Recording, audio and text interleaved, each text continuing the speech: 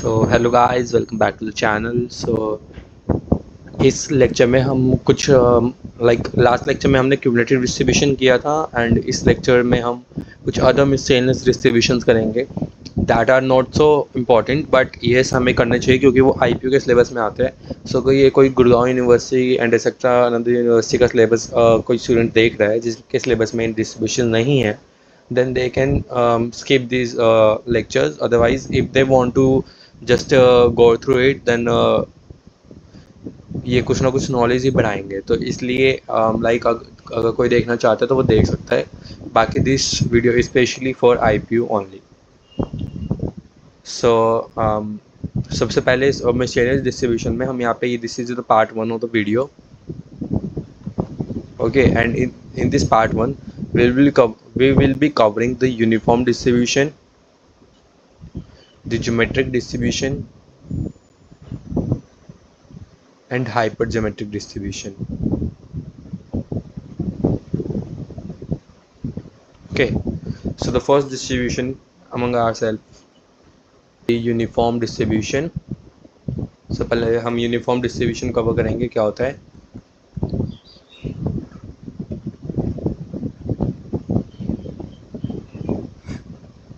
Okay, so what is uniform distribution? Let's go through it. Okay, yes. So uniform distribution क्या होता है? A uniform distribution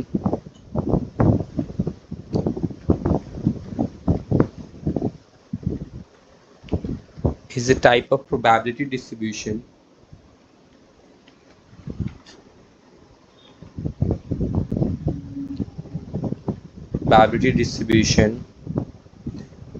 in which every outcome in a given range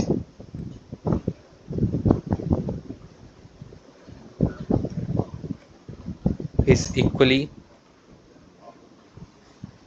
likely to occur. कहने का मतलब क्या है कि uniform distribution का मतलब वो है जिसमें हमारे जितने भी आउटकम हो सकते हैं, पॉसिबल आउटकम्स, वो सारे पॉसिबल आउटकम्स की एक कॉमन प्रोबेबिलिटी होती है, एक सेम प्रोबेबिलिटी होती है। दैट इज़ मतलब वो सारे बराबर अकर करेंगे। किसी के ऊपर भी कोई बायसनेस नहीं होगी कि भाई एक आउटकम अगर ये आया है तो इसकी मतलब एक आउटकम, ये वाला आउटकम जो है ये मोर लाइकली है, ज़्यादा चांसेस है इसके होने के as respect to the another. So मतलब इसका एग्जाम्पल ले सकते हैं, rolling a die, rolling a fair die। तो रोलिंग अ फेयर डाई इसका एक कॉमन एग्जांपल होगा। क्यों? क्योंकि सैम्पल स्पेसेस का क्या बनता है, 1 2 3 4 5 6। तो ये सारे पॉसिबल आउटकम हमारे पास आ सकते हैं और हर एक पॉसिबल आउटकम की प्रोबेबिलिटी क्या होती है, that is 1/6। So this is the uniform distribution की मतलब जिसमें जितने भी आउटकम आते हैं वो सारे के सारे एक इक्वली लाइकली टू अकर है। मतलब सबके एक ही जैसे सेम चांसेस है अकर होने के। ओके, किसी की ऐसे ज़्यादा चांसेस नहीं है कि भाई ये ज़्यादा होएगा ये कम होएगा। ओके, सो अब यूनिफॉर्म डिस्ट्रीब्यूशन जो होते हैं ये अगेन आगे मतलब दो टाइप के होते हैं। एंड दिस यूनिफॉर्म डिस्ट्रीब्यूशन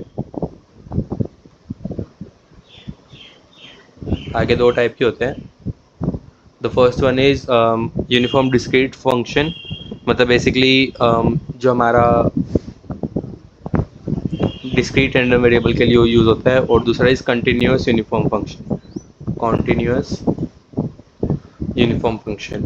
अब डिस्क्रीट और कंटिन्यूस में हमें ये तो पता चल गया कि फ़र्क क्या होता है। ठीक है, डिस्क्रीट जो होता है वो that is applies to the finite and countable outcomes.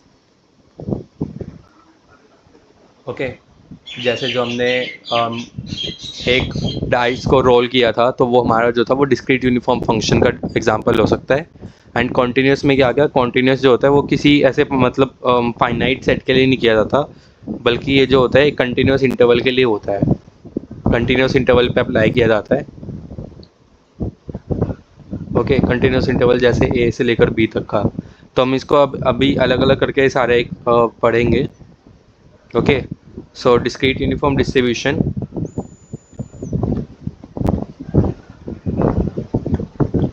So discrete uniform distribution में क्या है, इसका फॉर्मूला किस टाइप का होता है, the probability function is of the 1 by n. Okay, this is the formula for the discrete distribution. इसमें क्या चीज़ है वो मैं बताता हूँ. x की वैल्यू कुछ भी हो, okay, x is an a value of random variable.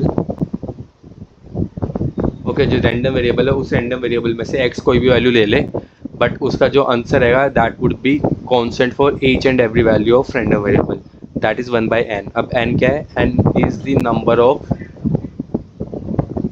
Outcome in sample space. मतलब बेसिकली एग्जाम्पल अगर मैं लूँ, इसने क्या बोला, x is an an value of random variable, okay, and n is the number of outcome in SS, that is sample space. So rolling a die में हमारा sample space किस टाइप का बनता है? That is 1 2 3 4 5 6. अब n is the number of outcome. कितने outcome हो सकते हैं? 1 2 3 4 5 6 हो सकते हैं. So इसमें जो probability function रहेगा यूनिफॉर्म का, that is would be 1 by 6. तो अब यहाँ पे x की वैल्यू कुछ भी रखो. अगर तुमसे कोई पूछता है कि प्रोबेबिलिटी बताओ मेरे को कि 1 के आने के क्या चांसेस है, 1 by 6. 2 के आने के क्या चांसेस है? 1 by 6. 3 के 1 by 6. 4 के 1 by 6. 5 के वो भी 1 by 6 एंड 6 के वो भी 1 by 6. So this is called as the discrete uniform function, जिसमें हमारे पास जो डेटा होता है that is in the format of discrete. मतलब डिस्क्रीट रैंडम वेरिएबल होते हैं, कोई कंटिन्यूस नहीं होते. तो उसमें हमारा जो प्रोबेबिलिटी फंक्शन बनता है वो बनता है px equal to 1 by n, जहाँ पे n जो होता है नंबर ऑफ आउटकम होता है. Okay, so this was discrete distribution. अब अगर इसका ग्राफ बनाने को आए तो ग्राफ कैसे बन सकता है?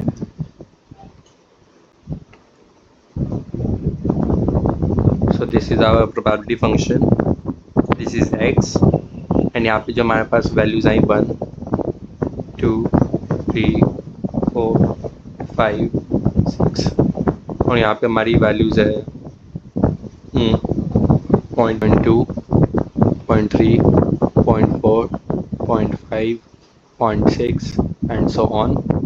बट हमारे पास यहाँ पे प्रोबेबिलिटी क्या है? That is 1 by 6, and 1 by 6 is, so यहाँ पे हमारे पास वैल्यू आ जाएगी 0.2.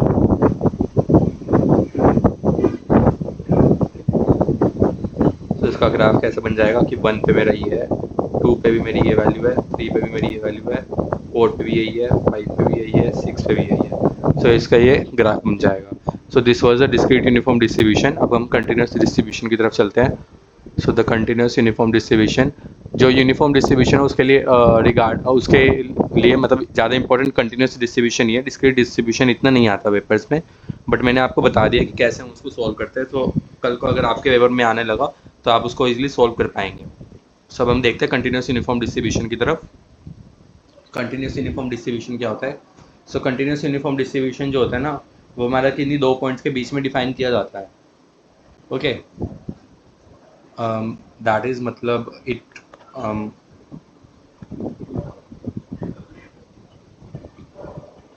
The probability density function defines the probability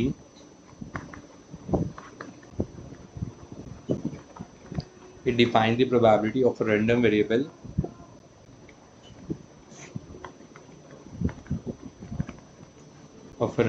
falling within a particular interval a to b.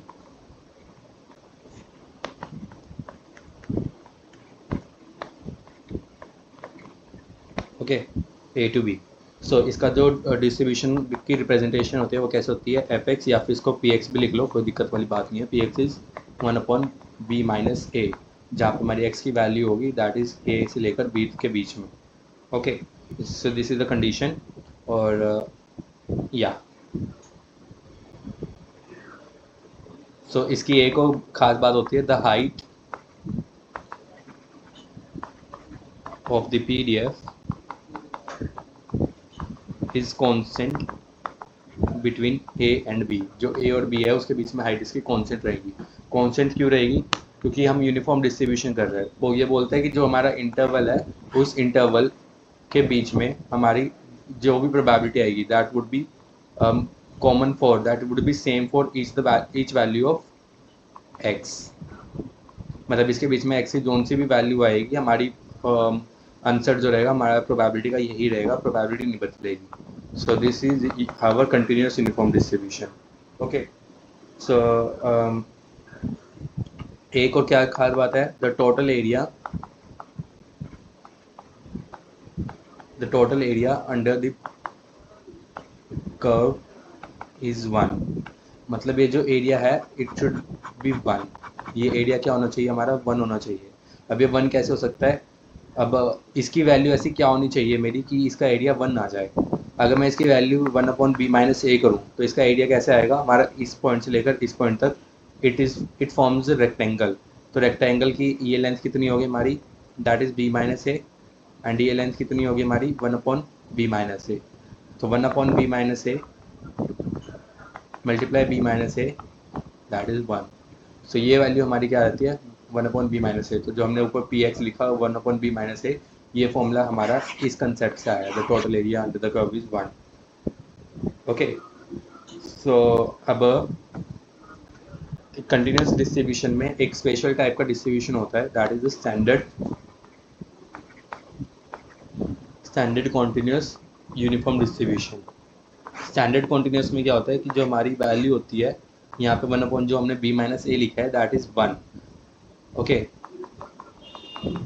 And ये जो डिफाइन होता है ये हमेशा सिर्फ 0 से 1 के बीच में ही डिफाइन होता है, उसके बिना ये डिफाइन नहीं होता. सो दिस इज द हमारा स्टैंडर्ड यूनिफॉर्म डिस्ट्रीब्यूशन, जिसका एरिया अभी भी यहाँ पे क्या है 1 ही है. तो और कुछ नहीं है इसमें, बस यहाँ पे हमारा जो px होता है that px turns out to be 1 for x ranging from 0 to 1. Okay, so हमने ग्राफ भी इसका डिस्कस कर लिया क्या होता है. अब हम इसका थोड़ा सा मीन एंड वेरिएंस डिस्कस कर लेते हैं. मीन और वेरिएंस कैसे निकालते हैं, मीन का हमने देखा था formula expectation of x sum integration x p x. Okay, क्योंकि हमारा कंटिन्यूस है तो मैं इंटीग्रेशन यूज़ कर रहा हूँ कहाँ से, कहाँ -∞ से इन्फिनिटी. अब फंक्शन जो है वो सिर्फ 0 वो किन्हीं 2 पॉइंट्स ए और बी के बीच में ही डिफाइन है. तो मेरा फंक्शन -∞ से ए के बीच तक का 0 हो जाएगा, और ऐसे ही बी से लेकर इन्फिनिटी तक का भी 0 हो जाएगा. बचेगा क्या, सिर्फ ए टू बी. और ए टू बी के बीच में हमारा पी एक्स का फॉर्मूला क्या है, that is b-a. Okay, so यहाँ पे जो हमारा ये बच गया यहाँ पे पार्ट दैट इज 1/b-a, तो कॉमन है, इसको मैंने बाहर ले लिया, integration a to b x dx. Okay, so यहाँ पे हमारा क्या बच गया 1/b-a. ओके, x dx का क्या हो गया x²/2 a से b वैल्यू. सो 1/b-a b²/2 माइनस a²/2. अब यहाँ पे मैं प्रॉपर्टी लगाऊंगा b-a b+a/2. यहाँ से b-a कैंसिल हो जाएगा, एंड जो हमारा मीन आएगा that would be a+b/2. Okay, so मैं यहाँ पे लिख देता हूँ mean of uniform distribution is a+b/2 for x ranging from कहाँ से कहाँ, a से b. Okay, now let's discuss the variance. So variance discuss करने के लिए हमें वेरिएंस का फॉर्मूला देखना है, that is summation x² minus, now what is expectation of x² is integration x² px dx. अब मैं डायरेक्टली यहाँ से a to b लिख देता हूँ, क्योंकि अब हमें पता चल चुका है कि a से b के बीच में डिफाइन है और के बीच में डिफाइन है भी नहीं है. तो px क्या हो गया हमारा 1/b-a, बाहर ले लिया x² dx a b. यहाँ से क्या आ गया 1/b-a, वैल्यू पुट करी तो मैंने क्या आया b³ माइनस a³ बाय में 3. ओके, सो ये हमारा एक्सपेक्टेशन ऑफ x² आ गया. और अगर मैं इसको और एक्सपेंड करना चाहूँ तो मैं वो भी कर सकता हूँ, b³ माइनस a³ की आइडेंटिटी लगा के